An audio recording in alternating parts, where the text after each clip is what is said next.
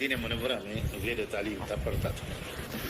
کچھ سوالات آئے ہیں جب لیکن دارالعلوم دیوبند میں جواب کا اختلاف ہمارے اکابر کے درمیان ہوا تھا ایک سوال تو میں اس وقت مدینہ منورہ میں غیر تعلیم تھا پڑھتا تھا. کچھ سوالات آئے ہیں لیکن اب اس وقت ان کے جواب کا وقت بھی نہیں ہے، مجھ میں سکت بھی نہیں. مولانا کا کہنا ہے کہ دعوت و تبلیغ کے میں سے کچھ جو باتیں چل رہی ہیں اسی کے بارے میں بات کرنا چاہتے ہیں. حالات چل رہے ہیں اس کے بارے میں بھی فطری طور پر سب علماء کو فکر ہے، اس کی وجہ سے یہ سوال آیا ہے.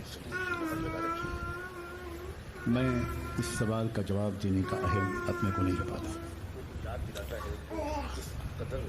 کئی سال ہو گئے میں نے اپنے لبوں پر سکوت کی مہر لگا رکھی ہے.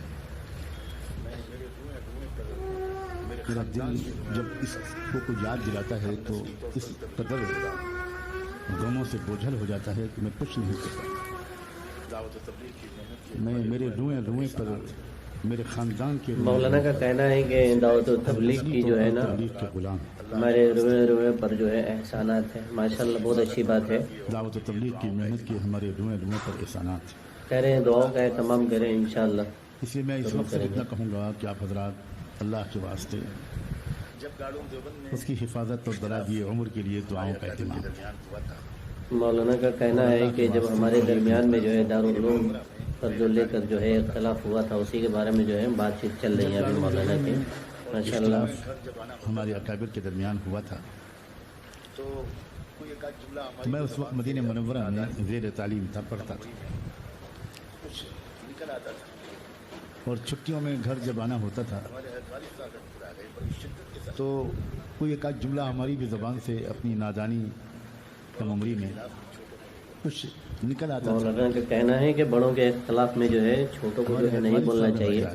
حالانکہ میرا کہنا ہے کہ کبھی ایسا وقت بھی آتا ہے کہ بولنا پڑتا ہے اور بولنا ضروری بھی ہو جاتا ہے کہ ہم بڑوں کے بیچ میں بولیں، لیکن بولنے کا طریقہ الگ ہونا چاہیے. ادب و احترام کے ساتھ جو ہے بولنا چاہیے. مولانا کا یہ کہنا ہے. چھوٹوں کو کسی بھی میرا یہ کہنا ہے اور مولانا کا سب دوسری باتیں کہنی ہے کہ نہیں بولنا چاہیے اور میں کہتا ہوں بولنا چاہیے کب جب اگر ضرورت ہے بولنے کی تب. تو آگے سنیے مولانا کیا کہہ رہا ہے. یہ وہ ماں ہے جس کی چھاتیوں سے ہم نے ایمان و یقین کا دودھ پیا. اس کو بیابرو ہوتے ہوئے دیکھنا ہمارے بس کی بات. اس لیے لوگوں اللہ مولانا صاحب کا بہت ہی اہم بیان چل رہا ہے. کچھ بھی کہنے پر آپ حضرات غور فرمائیں. مجھے ایک بات کا بہت احساس ہے خدا کرے یہ احساس غلط کہ آپس میں باتوں کی حد تک ہم بہت فکر مند ہیں، لیکن کیا کسی نے اس مسئلے کو لے کر کوئی ایک دن روزہ رکھا؟ مجھے ایک بات کا بہت احساس ہے. مولانا کا کہنا ہے کہ ہماری جو ہے نا باتوں کے درمیان میں جو ہے ہم لیکن کیا کسی نے اختلاطیں ہیں اور ہم متفق ہیں روزہ رکھا ہے نا، لیکن جو ہے کیا کبھی ہم لوگوں نے جو ہے وہ کام کیے جو ہمیں کرنا چاہیے. یہی مولانا کا کہنا ہے. کچھ قربانی دی، کچھ آنسو بہائے اللہ کے سامنے. اس کا مطلب یہ ہوا کہ ہمارا غم حقیقی نہیں ہے، مصنوعی ہے اور ہمیں اختلافی باتیں کرنے میں مزہ آتا ہے.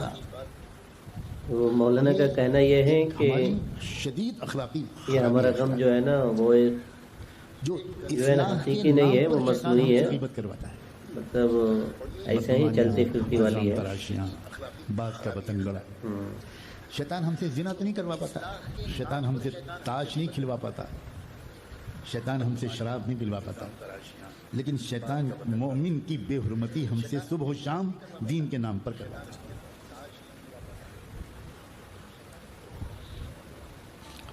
اگر فکر ہے تو باتیں مت کیجیے، روزہ رکھیے، صلاۃ الحاجت پڑھ کر بلک بلک کر رو کر اللہ سے مانگیے کہ اللہ اس کام کو اور اس کے مراکز کی حفاظت فرما، اس کو لے کر چلنے والے تمام اکابر اور کارکنوں کی حفاظت فرما.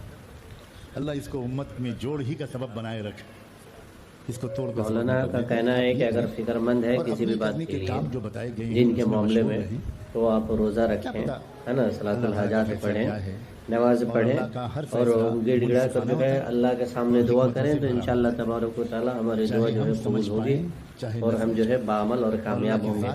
تو مولانا کا کہنا یہ ہے. ماشاءاللہ بہت اچھی بات ہے، ہمیں کرنا بھی چاہیے. کوئی پرواہ نہیں، اللہ اللہ ہے. اللہ اللہ. ہمیں اپنی فکر کرنی چاہیے، اپنی فکر ہمارا کیا ہوگا. ہم مولانا کا کہنا یہ ہے کہ اللہ کو کسی کی پرواہ نہیں ہے، وہ اللہ ہے، وہ اللہ اللہ ہے جو وحدہ لا شریک لہ ہے، لا الہ الا اللہ وحدہ لا شریک لہ، لہ الملک و لہ الحمد ہے. ماشاء اللہ بہت اچھی بات ہے مولانا، بہت اچھی بات فرمائی. تم نے کیوں جھوٹ بولے، تم نے کیوں غفلت اور ناسیت میں وقت گزارا؟ اس لیے بھائی یہ کسی اور بڑے سے پوچھیے، میں اس کے جواب دینے کا اہل نہیں ہوں. اسی لیے میں نے مستقل طور پر سکوت اختیار کر رکھا ہے. لوگوں نے میرے ساتھ زیادتی کی کہ پچھلے سالوں کے کچھ بیانات ان کے درمیان کے کلپس نکال کر، آگے پیچھے کی ساری بات کو بالکل نکال کر، درمیان کے کلپس نکال کر اور یوٹیوب پہ ڈال دیے کہ تبلیغ کے اختلاف کے بارے میں، مرکز نظام الدین کے بارے میں مولانا سجاد نعمانی کے خیالات. میں نے آج تک اس بارے میں کوئی اظہار خیال نہیں کیا، نہ میں اس کا اہل. مجھے وہ دن یاد ہیں اور یاد رہیں گے جب میں محتاج طالب فقیر بن کر مرکز نظام الدین جاتا تھا تو ایسی کیفیت میرے دل کی ہوتی تھی میں بتا نہیں سکتا. میرا دل چاہتا تھا کہ میں دلی اسٹیشن پر جو اتروں تو چپل جوتے پہن کے نہ اتروں، میرے محبوب کا شہر ہے. اور اس کے بعد جب مرکز نظام الدین کے قریب والی سڑک پر بس سے اترتا تھا تو بارہا ایسا ہوا کہ میں کسی نہ کسی بہانے سے چپل جوتے اتار کر جھولے میں رکھ لیتا تھا کہ میں اس سڑک پر جس پر حضرت مولانا الیاس چلے میں جوتے پہن کے نہیں چل سکتا. اور جب میں بنگلے والی مسجد کی سیڑھیوں پہ چڑھتا تھا تو اکثر میری آنکھوں سے آنسو جاری ہوتے تھے. اور جس وقت میں اپنے محبوب شیخ اور امیر وہ عجیب و غریب ہستی حضرت جی مولانا انعام الحسن صاحب رحمۃ اللہ علیہ ان کے منور چہرے کو دیکھتا تھا تو اکثر پھوٹ پھوٹ کے روتا. بہت یادیں ہیں میری زندگی کی. اس لیے میں اس مرکز کو یا اس کی طرف منسوب کسی بھی شخصیت کو بالکل اپنا محسن سمجھتا ہوں اور کوئی فرق ان کے درمیان کرنے کو تیار نہیں. آپ حضرات سے بھی یہی گزارش ہے کہ دل کو بڑا کر لیجیے، دل کو کشادہ کر لیجیے. اگر آپ کا دعوت کی محنت سے تعلق ہے تو اپنے اعمال میں لگے رہیے، فریق نہ بنیے، فریق نہ بنیے.